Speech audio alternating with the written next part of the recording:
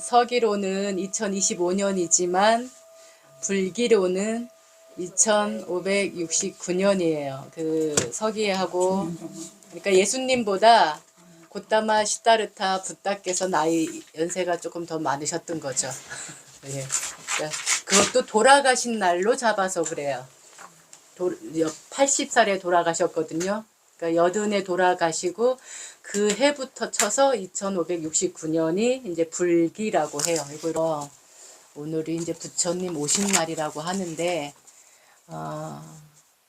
정확히 말하면 부처님이 되실 분이 태어나신 날이에요. 그러니까 부처님 오신 날은 사실 성도 제일이 부처님 오신 날이어야 돼요. 그러니까 우리 한국 불교에서는 12월 8일이 성도 제일이에요. 성도 제일은 뭐냐면은 부처님을 이룬 날. 태어나지 않았으면 사실 부처 되는 것도 어렵잖아요. 그래서 생일을 우리가 중요하게 여기는 것처럼 이 한국 불교에서는 님이 되실 그 왕자님이 태어나신 날을 중요하게 여겨요. 그래서 오늘은 이제 그 인도 성지순례를 가보신 분들은 기억나는가 모르겠는데 부처님은 길에서 태어나셨어요. 그 룸빈이라고 하는 작은 도시에서 태어나셨는데 왕자가 될 몸인데 왜 길에서 태어나? 좀 의아하게 생각하실 텐데 그때 당시에 인도 이 카필라 나라에서는 해산할 때쯤 되면은 친정으로 가서 몸을 푸는 풍습이 있었던 거예요. 그런 문화가 있었던 거죠. 해산 달이 되고 해산일이 가까워져서 마야 부인께서 거기로 가시다가 산통을 느끼셔서 바로 해산 그 산청을 꾸민 거죠. 이제 그늘이 좋은 나무 밑에다가 그 산실을 하다 보니까 그 나무 이름이 근심을 푸른 나무라고 해서 이제 무우수라고 해요. 태어나실 때는 무우수, 깨달으실 때는 보리수, 돌아가실 때는 사라수. 근데 그늘이 좋은 나무들은 수행하기에도 좋고 우리가 길을 가다가도 그늘을 그러니까 태양열을 피해서 그늘로 가서 잠깐 쉬기에도 좋고 이러거든요. 그래서 부처님하고는 다 이 나무가 관련돼 있는 이유는 그런 기후하고도 관련이 돼 있다. 그래서 어쨌든 태어나실 때는 그런 무우수라고 하는 그 나무 밑에서 나셨어요. 그래서 그 날을 기리는데 사실 이 부처님 오신 날 못지않은 우리나라 종교의 또 다른 그 명절이 성탄절이 있죠. 그 성탄절은 겨울에 있어요. 그래서 그 겨울에는 우리가 의례껏 연말쯤 되기도 하고 그러니까 한 해 마무리를 한다는 의미에서 우리가 그 불우이웃돕기 같은 행사를 많이 해요. 근데 이 불교에서 그런 행사를 하는 건 잘 모르세요들. 그죠? 왜냐하면 성인이 나신 그 날을 기념하면서 우리가 마음가짐을 한 번씩 다시 다잡고 이 성인이 이 세상에 오신 뜻은 뭘까? 오셔서 어떤 삶을 살고 가셨을까?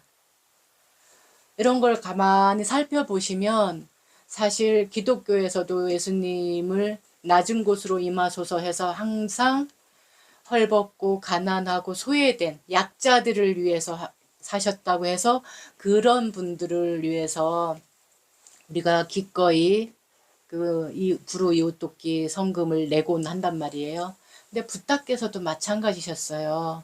인도 그때 당시 2600년 전 그때 문화를 보면 그 바라문 계급들이 가장 상위 계급인데 너무나 권위와 어떤 그 패단을 많이 갖고 살아서 거기에 막 염증을 느낀 신흥 사상가들이 생겨요.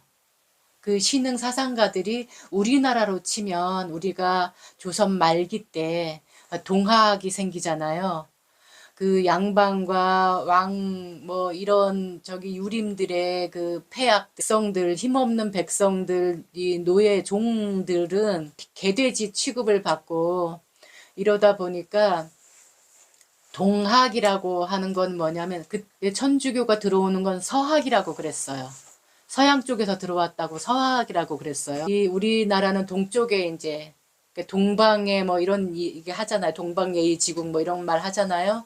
우리는 동방 국가란 말이에요.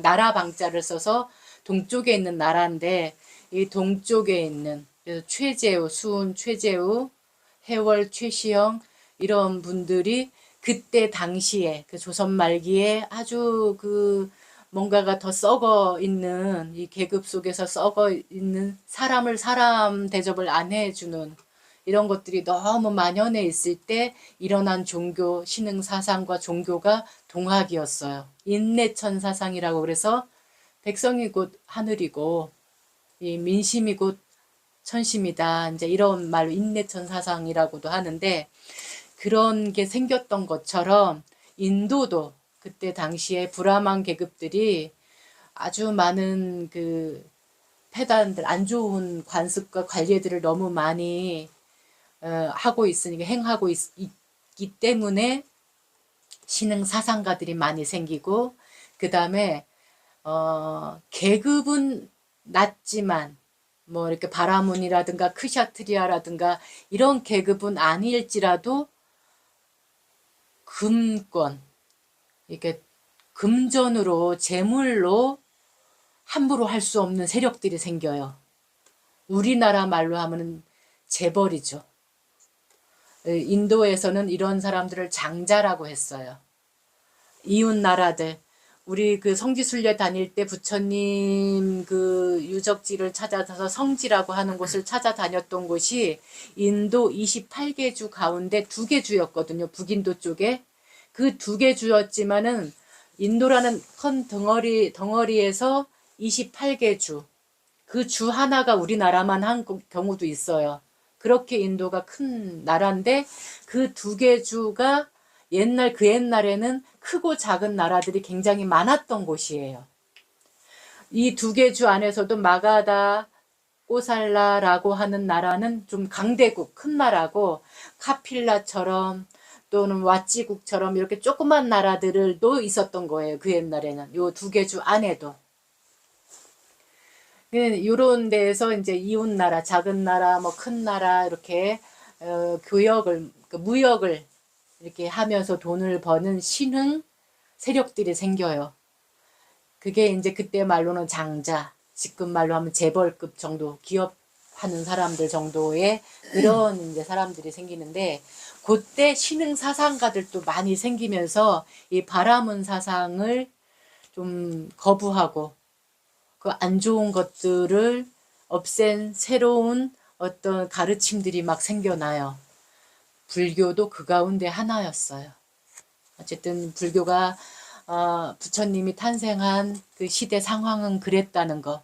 그리고 불교는 그때 당시에도 여성들은 사람 취급을 못 받았던 우리 조선시대 여성들만큼이나 여성들은 지금도 그렇다고 해요. 저기 아주 시골로 가면은 아직도 여성들은 명예살인을 할 정도로 사람 취급을 안 하는 곳이 인도이거든요. 인도인데 그런 사람 취급을 못 받았던 그 여성들을 당신의 제자로 성직자로 받아들이는 일. 그 다음에 노예 계급. 그 노예 계급도 사람 취급을 못 받았던 그런 시대였는데 그 노예 계급도 당신의 제자 성직자로 받아들인 어떻게 보면은 예수님보다 일찍 세상에 나왔고 예수님보다도 더 파격의 삶을 사셨던 분이세요. 요즘 말로 하면 혁명이라는 소리를 하거든요. 왜냐하면 모든 관습과 관행, 관례 이런 것들에서 벗어난 삶을 사셨기 때문에. 그래서 누구보다도 소외받고 누구보다도 사람 취급 못 받았던 사람들을 위해서 살다 가신 성인이 또한 부처님이시라는 거예요. 그래서 그런 삶을 우리가 본받고자 그리고 그렇다고 그래서 너 나 미워해? 나를 사람 취급 안 해? 아, 너네들하고는 적이야. 이런 식으로 사시지 않았어요. 포용하면서 그들의 말도 기울이고 이쪽 말도 기울이면서 당신이 할 바를 하면서 훈수비라는 말처럼 삶에 우리가 스며드는 그런 삶을 사셨거든요. 본받을 만한 삶을 살고 가셨기 때문에 오늘날까지 그분의 삶이 이렇게 따를 만한, 지금까지도 우리가 그분의 그 불상이라고 하는 그분의 상만 보더라도 우리가 머리를 숙이고 절을 할 수 있는 거거든요.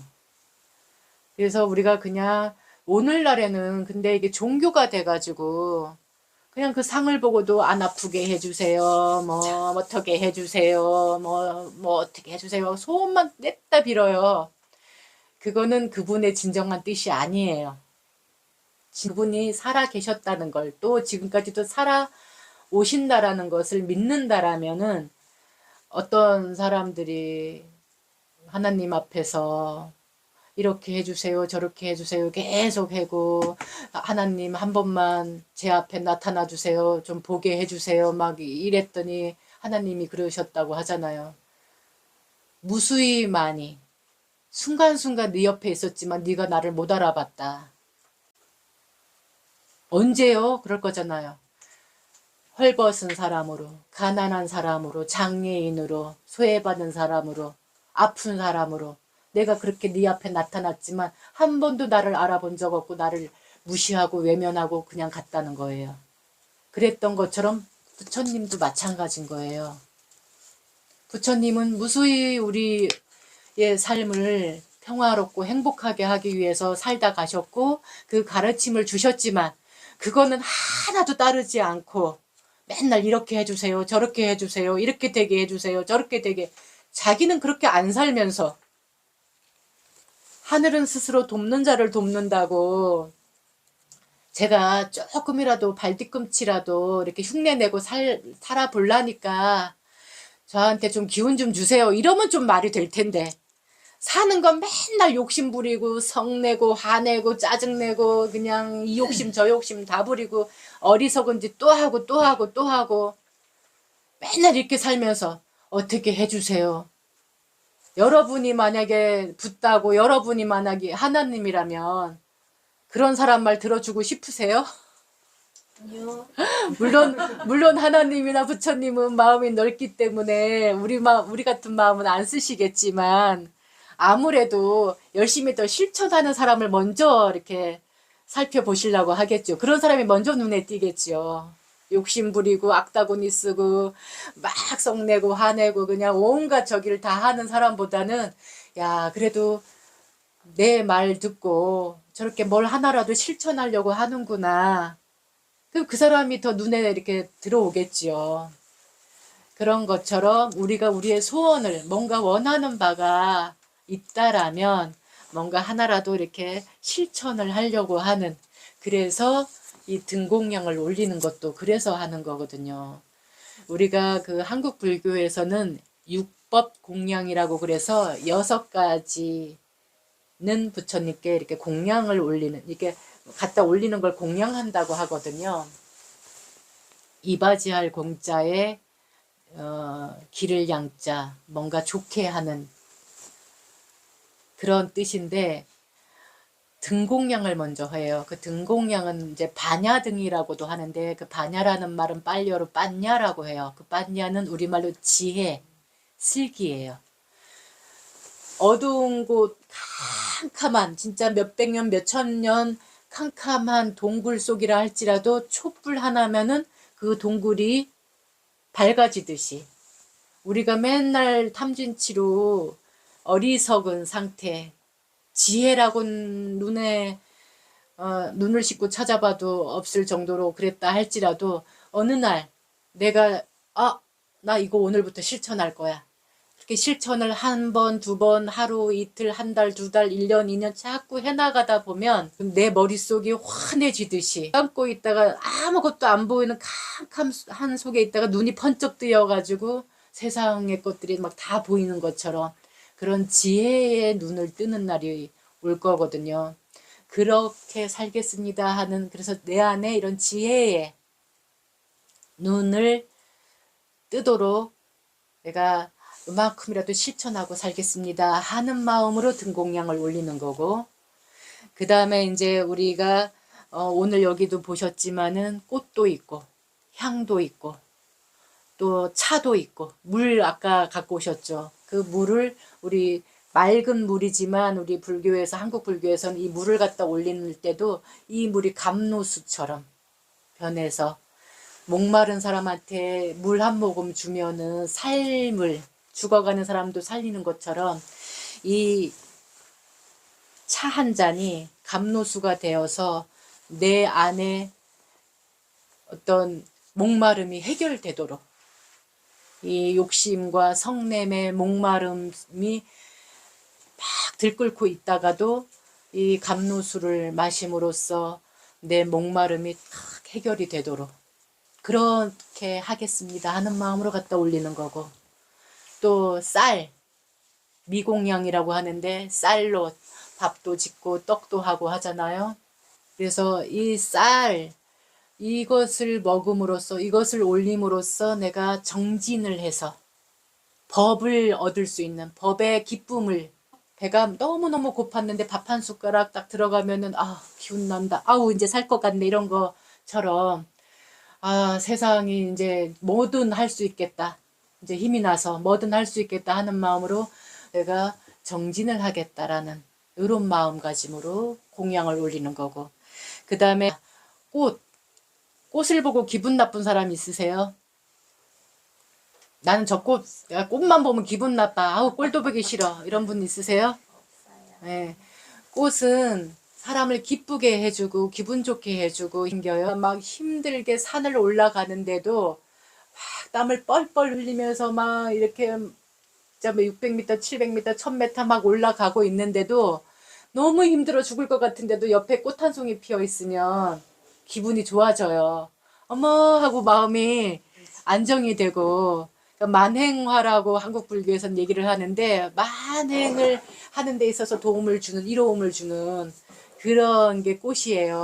그리고 어떤 분들은 또 꽃을 올리고 내가 만약에 내 생이 있다라면 이 꽃처럼 아름답게 사는 아름다운 사람이 되겠나이다 하는 마음으로 또 올린다고 해요. 근데 어쨌든 꽃이라는 것은 이렇게 사람을 기쁘게 해주는 그런 의미가 있다는 거. 근데 그 또 꽃이 지고 나면 열매가 맺어요.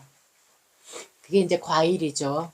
그 과일은 우리가 이렇게 실천하고 자꾸 실천하다 보면 깨달음이라는, 지혜라고 하는 결과가 온다라는 거예요. 내가 반드시 그런 결과를 이루겠습니다 하는 의미에서 과일을 올리는 거예요. 그 다음에 향이 있어요. 향은 어둡고 냄새나고 안 좋은 기운 이런 것을 정화시켜주는 역할을 해주거든요. 그래서 내가 맑고 향기롭게, 내가 그전에는 탐진치를 부려서 막 나쁜 짓도 많이 하고 입에 그냥 나쁜 말도 많이 하고 나쁜 행동도 많이 했지만, 이제는 내가 이런 것을 자꾸 소멸해서 향처럼 향기로운 사람이 되겠다 하는 마음에서 그 향을 올리는 거예요. 그래서 우리가 한국 불교에서는 이렇게 뭘 공양물을 하나 올려도 어떤 의미 부여를 하고 뭘 어떻게 해주세요 이런 마음으로 올리는 게 아니라는 거죠. 이렇게 되겠습니다 하는 마음에서 공양도 올린다라는 거, 요거를 늘 염두에 두셔야 돼요. 그래서 우리가 사실 우리나라만 보더라도 근래에 보면 경북, 의성, 대구 막 이런 데 산불이 나고, 그냥 산불이 나서 초목을 태운 것만으로도 모자라서 집도 사람도 사망을 하는 일이 막 생겼잖아요. 그래서 그 아프고 힘들고 하는 사람들이 많이 생겼어요. 그런 사람들한테 내가 이거 커피 한 잔만이라도 덜 먹고 이거 하나는 내가 이 어려운 이웃한테, 또는 이웃 나라에 막 미얀마 같은 경우는 지진이 몇백 년 만에 오는 지진이 나서 도시가 막 그냥 그냥 숨을 매몰되고 막 이러는 경우도 있고 가족을 잃고 집을 잃고 이런 사람들도 많이 생겼거든요. 그럼 그런 사람들한테도 내가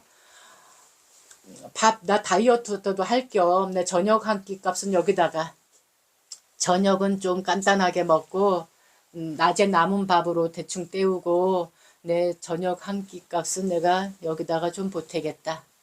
또는 우리가 뭐 전쟁도 났고 또는 여러 이웃 주변에 보면은 많이 그런 어려운 사람들이 보일 거예요. 꼭 그 텔레비에 안 나오는 적이더라도 이렇게 조금만 더 눈을 크게 귀를 활짝 열고 보면은 내 이웃 주변에도 그런 사람들이 있을 거예요. 당장은 어디를 가고 싶은데 차비가 없어서 못 가는 사람들도 있을 거고 그런 사람들을 내가 조금 더 살펴서 날마다 다달이는 못하더라도 내가 하루에 500원씩 1000원씩이라도 모아서 1년에 한 번씩이라도 이렇게 하겠다라는 마음을 낼 줄 아는 거.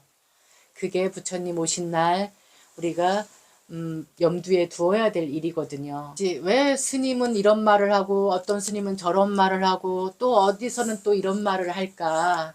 아유 헷갈려서 난 도대체가 아유 귀찮아 번거로워 못 알아먹겠어 이럴 수도 있어요. 왜 이렇게 저 스님은 이런 말하고 법회 스님은 이런 말하고 또 어느 절에 가면은 막 관세음보살 열심히 하라고 하고 뭐 기도 열심히 하라고 연불 열심히 하라고 하고 막 절 열심히 하라고 하고 법회 스님은 자꾸 알아차림 하라고 하고 왜 이렇게 말이 자꾸 다를까? 그것은 일단은 부처님 당시의 음성, 당시의 가르침을 최대한 그 관점에서 알아들으려고 하고 이해하려고 하고 실천하려고 하는 불교가 있어요. 그걸 우리가 초기 불교라고 그래요. 여기에는 연불도 없고 절도 없고 어떤 의식도 없어요. 초기 불교는 오로지 실천 과제만 줘요. 부처님이 당신 제자들한테 그때 당시에 제가자들한테 하셨던 말씀이 그거거든요. 저는 이런 게 너무너무 괴로워가지고 어떻게 해야 될지 모르겠어요. 어제는 막 남편하고 싸웠어요. 아내하고 싸웠어요. 뭐 이웃하고 싸웠어요. 또는 뭐 이웃하고 이런 막 불편한 일이 생겼어요. 그래서 이럴 때 어떻게 해야 될지 모르겠어요. 그랬을 때 부처님이 그거는 내 안에 이런 것 때문에 그러니까 요걸 자꾸 내려놓고 내 마음이 상대방이 어떤 말을 할 때 내 마음이 지금 저 사람 하는 말을 듣고 이런 마음이 일어났구나. 빨리 알아차리고 그 사람 말에 끌려가지 말고 내가 이런 생각을 하고 있구나. 빨리 알아차려서 저 사람은 저런 말을 하는구나 하고 알아차리고 나는 이런 생각을 하는구나 하고 알아차리고 거기에 놀아나지 마십시오. 그러면은 제2의 화살은 안 맞습니다. 요런 가르침을 준 건, 그런 가르침을 자꾸 알려주는 건 초기 불교 관점이에요. 근데 또 하나의 관점이 있어요. 세상은 혼란스러워. 막 말세야 말세. 말세 때마다 성인이 나타나셔. 부처님도 고타마 시다르타라고 하는 부처님도 그때 나타나셔서 우리들한테 이렇게 닦으면 괴로움이 사라진다고 알려줬어. 근데 이거는 억겁을 닦아와서 왔어. 그렇게 해서 과거에 7분의 부처님이 태어나셨었어. 지금 7번째 부처님이 고타마 시다르타라는 부처님이 성가모니라는 부처님인데 그 부처님이 마지막으로 인간 세상에 다녀가신 분이야. 그분이 가르침을 주고 가셨는데 최소한 선업을 많이 지으면 최소한 천상에 태어나고 힘이 많이 딴 아라한이 될 수 있으니까 아라한이 되도록 수행을 많이 해야 돼 라고 가르치는 거는 상좌부 불교 또는 테라와다 또는 소승불교라고 얘기를 해요. 네, 그건 초기 불교가 아니라 테라와다 관점에서 얘기하는 거예요. 근데 또 하나 또 관점이 있어. 본래부터 네 안에 불성이 있어. 네 안에 부처될 종자가 네 안에 들어있어. 근데 네가 탐진치로 그걸 못 알아보고 있어 지금. 네 안에 부처님 씨앗이 들어있는 거를 네가 지금 모르고 있어. 그러니까 부지런히 수행해야 돼. 참선도 하고 참선이 아니면 선업도 많이 짓고 내 생에 더 좋은 삶을 살 수 있도록 이렇게 닦아야 돼. 그리고 이 세상에는 부처 아닌 것이 없어. 그래서 과거에 천불이 계시고 현재에도 천불이 계시고 미래에도 천분의 부처님이 계셔. 그리고 보살님도 많아. 관세음보살님, 지장보살님, 문수보살님, 보현보살님 이런 보살님들도 많아. 부처님도 그런 생을 사셨다가 부처가 되어서 오셨어. 이렇게 알려주는 불교가 있어요. 한국 불교 또는 대승불교라고 얘기해요. 그래서 관세음보살 기도 많이 해. 염불 많이 해요. 절 많이 하세요. 이런 식으로 알려주는 스님들이 계신 거예요. 아, 저건 불교 아니야. 이 스님은 이렇게 얘기하는데 저 스님은 딴 얘기하는데 저건 불교가 아닌가 마. 이렇게 보지 마시고, 아, 초기 불교 관점으로 얘기하시는구나. 아, 테라와다 불교 관점으로 얘기하시는구나. 아, 대승불교 관점으로 얘기하시는구나. 이렇게 알아들으시면 돼요. 아, 단 우리가 잊지 말아야 될 것은 아까 제일 처음에 얘기한 것처럼 부처님은 그렇게 소외되고 차별받고 어렵고 힘들고 부처님이 출가하신 이유도 그거예요. 그 카필라국 우리가 터만 봤는데 카필라와투라고 하던 곳이 이렇게 탑 터만 남았는데 거기가 이제 추울 때는 조금 따뜻한 쪽으로 가서 사실도록 이렇게 태어나셨을 때 예언자들이 와서 아, 이 왕자님은 인류의 스승이 되거나 아니면 인도를 통일하는 전륜성왕이 될 겁니다. 이렇게 누가 예언을 했대요. 그러니까 이 아버지 왕, 수도다나 왕은 아, 우리 왕자가 인도를 통일하는 왕이 됐으면 좋겠다. 인류의 스승 되는 거 말고 그냥 인도를 아주 인도 그 28개 주가 있는 그 인도를 통일하는 그런 왕이 되었으면 좋겠다라고 막 왕 수업만 시키는 거예요. 그랬는데 이 왕자가 뭔가 골똘하게 사유하는 일들이 많아지는 거예요. 아니 성문을 열고 나갔더니 막 가난하고 헐벗고 막 병들고 막 이런 사람들이 보이는 거예요. 막 죽은 사람이 보이는 거예요. 또 어느 성을 열고 갔더니 옷은 남루하게 그지 없는데 막 눈빛이 너무 맑고 왠지 모르는 아주 상스러운 기운이 이렇게 느껴지는 그런 분이 보이고 막 그러는 거예요. 저건 뭔 일일까? 나는 이 왕궁에서 맨날 좋은 젊고 아리따고 멋지고 좋은 사람들만 봤는데 성 밖을 나가면은 병들고 굶고 막 힘들어하는 사람, 죽은 사람 때문에 막 슬퍼하는 사람, 막 이런 사람들이 보이는 거예요. 그래서 출가하신 거거든요. 그러니까 우리는 그걸 잊지 마셔야 된다는 거예요. 항상 우리 곁에 아까 하나님을 보고자 했지만 맨날 욕심에 성냄에 눈이 가려서 하나님을 못 봤던 것처럼 우리도 그럴 수 있잖아요. 우리 옆에 정말 가르침을 줄 수 있는 그 가르침대로 할 수 있는 그런 선지식들이 많을 거고 우리가 실천해야 될 대상들이 굉장히 많을 텐데 우리의 탐진치에 가려서 그걸 못할 수도 있다라는 거 항상 그거를 염두에 두셔서 우리 부처님 오신 날은 아 부처님이 우리한테 이런 걸 일깨워 주러 오셨었구나 이렇게 생각할 수 있는 계기가 되었으면 좋겠습니다. 1년에 한 번만이라도.